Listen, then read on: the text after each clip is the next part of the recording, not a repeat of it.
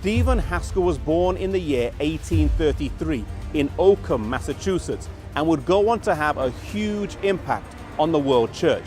He was converted at the age of 15, and a few years later he would marry his first wife, Mary.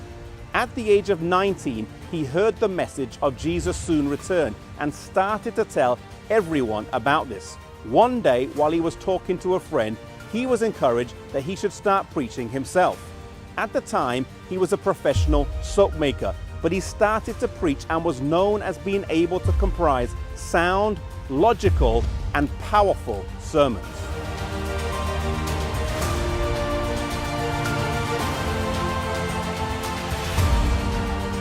In 1853, he attended a camp meeting in Winsted, Connecticut, after which he decided to travel through Canada.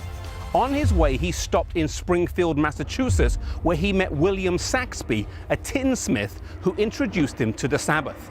Despite being initially opposed to it, he listened to him, and after studying it out, he realized that it was biblical and committed to keeping it.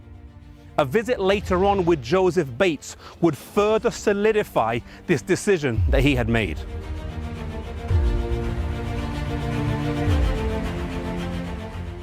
By now he was living here in South Lancaster and was active in ministering to the believers in the area, keeping accurate records of the Sabbath schools, churches, and members. In 1868, he handed a copy of this report to James White. He showed J.H. Wagner and J.N. Andrews, and so impressed were they by his abilities that they ordained him as a minister, formed a New England conference, and appointed him as the first president. He was 37 years old at the time.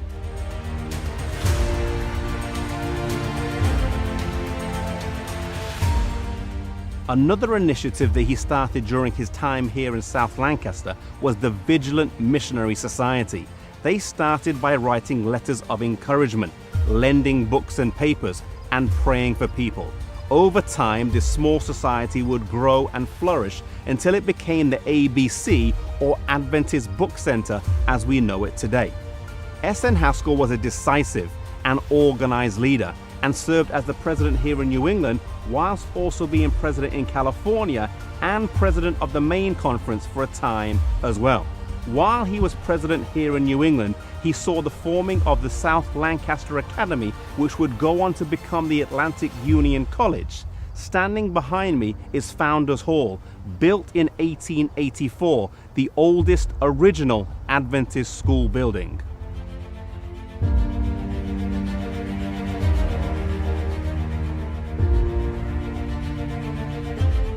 Stephen Haskell would be instrumental in the start of the work in Australia and New Zealand, spending 13 months there.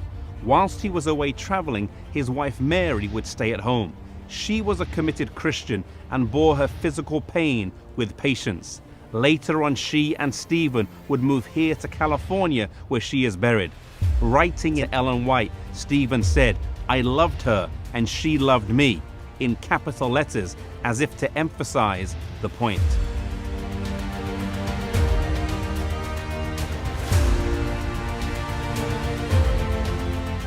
The Lord would provide another wife for Stephen, Hetty Heard.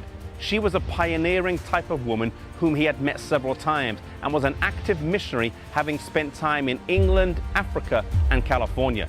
They would get married in Australia in 1897 and would go on to start a training school in New York City before later moving to California, where they were instrumental in the start of the health work here.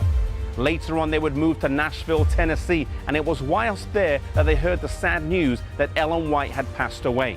S.N. Haskell had previously been asked to share the message at her funeral and delivered a message of hope and triumph. As he reached his final years, he once commented to his wife that he was frustrated that he couldn't do more in life. She told him that whereas he used to travel and preach, now his printed sermons went to places that he never could. He lies buried here in California next to his first wife Mary, because he told the brethren that when he died, to bury him next to whichever wife was closest. Years earlier at his ordination, James White had told him, "Always look to God rather than man for direction in your work." May we do the same to look to God rather than our fellow man for our directions in God's work.